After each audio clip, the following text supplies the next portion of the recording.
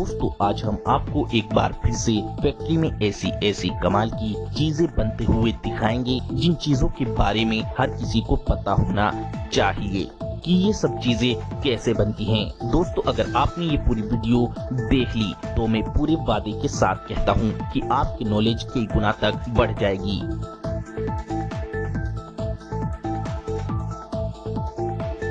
दोस्तों हमने ये वीडियो बहुत ही ज्यादा कड़ी मेहनत कर बनाई है, इसीलिए सभी दोस्त इस वीडियो को अभी एक छोटा सा लाइक जरूर कर दें और वीडियो को पूरा आखिर तक जरूर देखें।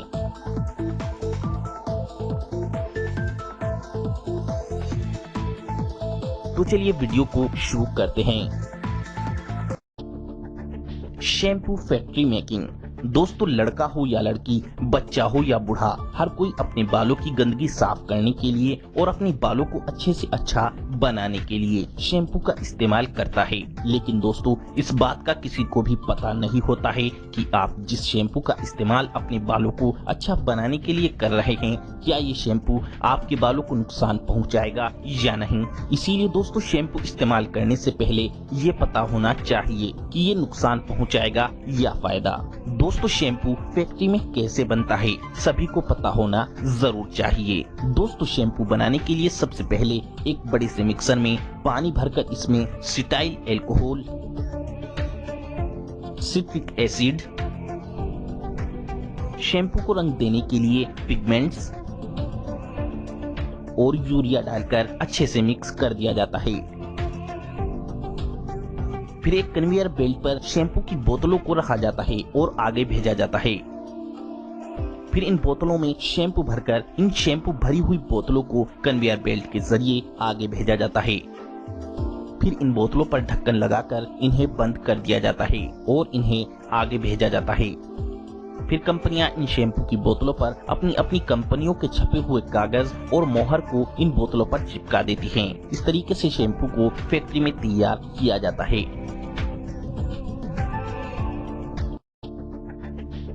Baby diapers making machine.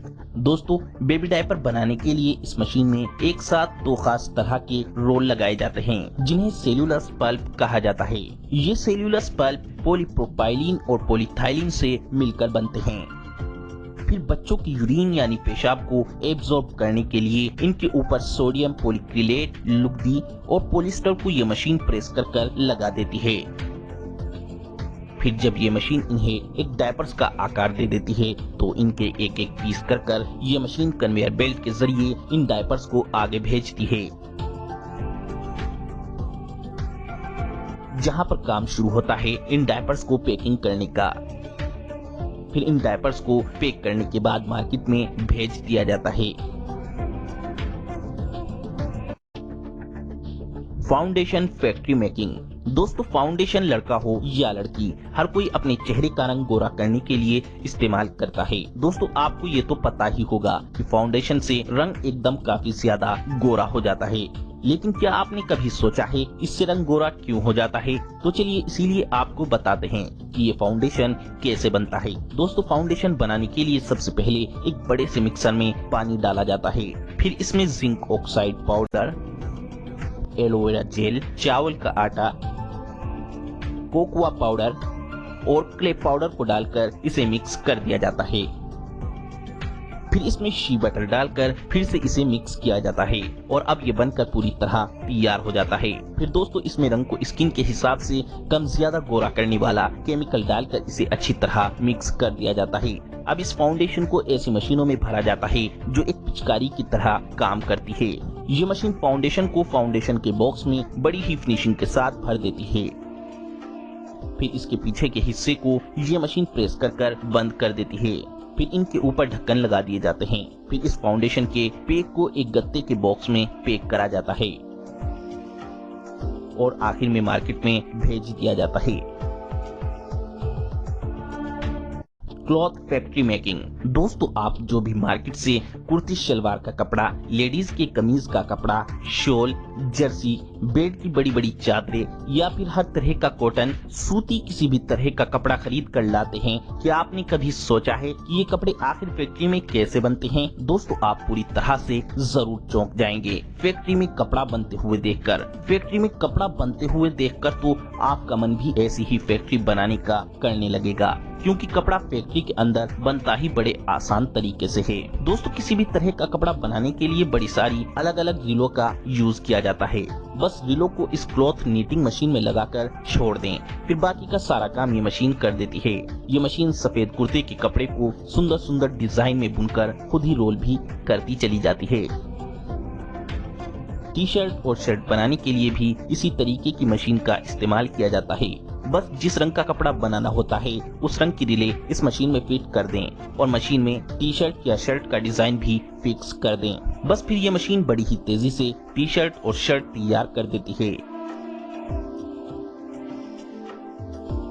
Bed की चादरें बनाने के लिए इस नीटिंग मशीन का यूज किया जाता है। देखिए ये मशीन बड़ी ही तेजी से सुंदर सुंदर डिजाइन की बेड की चादरें तैयार कर देती है और लेडीज के कुर्ते के कपड़े को और साड़ी के कपड़े को इस तरीके से तेजी से बुना जाता है।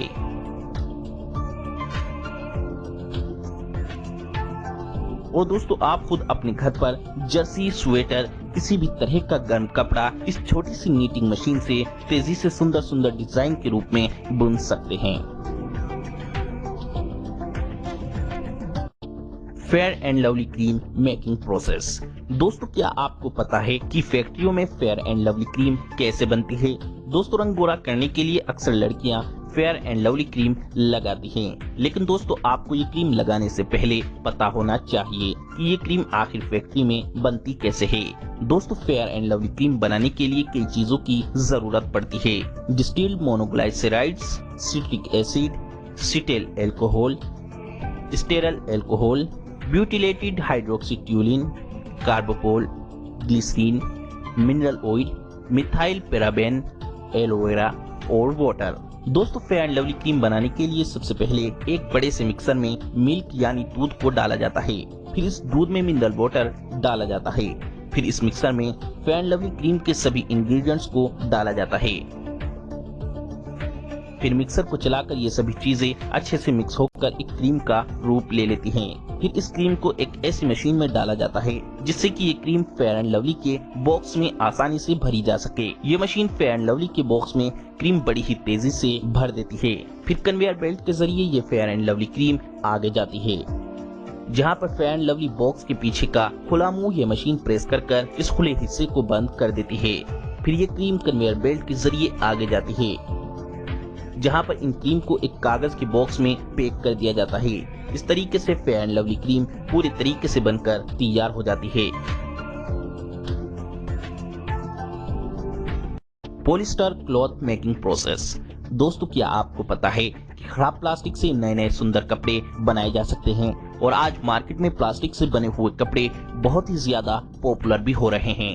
दोस्तों खराब प्लास्टिक से नए कपड़े बनाने के लिए सबसे पहले बहुत सारी खराब प्लास्टिक की बोतल और खराब प्लास्टिक के किसी भी सामान को एक कन्वेयर बेल्ट पर डालकर एक क्रशिंग सेक्शन में भेजा जाता है, जहां पर सारी प्लास्टिक को क्रश कर दिया जाता है, जिससे कि प्लास्टिक बिल्कुल बारीक हो जाती है। फिर इस बारीक प्लास्टिक को गरम गरम पानी में डालकर अच्छे से साफ कर लिया जाता है और एक झरने की मदद से साफ बारीक प्लास्टिक बाहर निकाल ली जाती है। फिर इस बारीक प्लास्टिक को एक रोटेटिंग मशीन में डाला जाता है, जहां पर यह बारीक प्लास्टिक एक प्लास्टिक पाउडर का सा रूप ले लेती है। फिर इस प्लास्टिक पाउडर को इस मशीन में डालकर प्लास्टिक पाउडर को एक लंबे लंबे और मोटे मोटे धागे के रूप में बदल दिया जाता है। फिर इन धागों को एक रील की तरह रोल कर दिया जाता है। फिर इन सारी रीलों को मिलाकर इस मशीन के जरिए एक बड़ा सारा कपड़ा बुना जाता है। इस तरीके से खराब प्लास्टिक से एक नया कपड़ा तैयार हो जाता है। Honey factory making. दोस्तों शहद एक ऐसी चीज है जो हर बीमारी में किसी न किसी रूप में फायदा पहुंचाती है। लेकिन दोस्तों आप जो मार्केट से किसी भी कंपनी का शहद खरीद कर खाते हैं, क्या आपको पता है वो शहद फैक्ट्रियों में कैसे बनाया जाता है? दोस्तों शहद बनाने के लिए सबसे पहले मधुमक्खियों की खेती की जाती है। जी हाँ दोस्तों, खेती की जाती है। दोस्तों कंपनियों के द्वारा कई सारे लकड़ी के बॉक्स बनाए जाते हैं जिनमें मधुमक्खियां रहती हैं। अब आसपास के फूलों पर से ये मधुमक्खियां उनका रस पीकर अपने लकड़ी के बॉक्स में इस रस को इकट्ठा करती रहती हैं और इस लकड़ी के बॉक्स में ये मधुमक्खियां अपना एक बड़ा सारा एक शहद का छत्ता तैयार कर लेती हैं। जब छत्ता पूरे तरीके से तैयार हो जाता है तो इन मक्खियों पर धुआं डालकर इनको भगा दिया जाता है और शहद का छत्ता निकाल लिया जाता है। फिर इन छत्तों को फैक्ट्री में ले जाकर इस मशीन में इन शहद के छत्तों को डाल दिया जाता है, जहां पर ये मशीन इन छत्तों के ऊपर से वैक्स के कवर को उतार देती है। अब बाकी के बचे हुए हनी एक्सट्रैक्टर वाले हिस्से को इस घुमावदार मशीन पर लगाकर सारा शहद निकाल लिया जाता है। फिर शहद को कांच की बोतल में भर दिया जाता है और बोतल के ऊपर ढक्कन लगाकर कंपनियां अपनी अपनी मोहर बोतल पर चिपका देती हैं। इस तरीके से फैक्ट्री में शहद तैयार किया जाता है। और हाँ दोस्तों, सबसे जरूरी बात, हमने ये वीडियो बहुत ही ज्यादा कड़ी मेहनत कर बनाई है, इसीलिए हमारी मेहनत का फल आपका वीडियो को लाइक करना है। दोस्तों आपके वीडियो को लाइक करने से हमें खुशी मिलती है। जी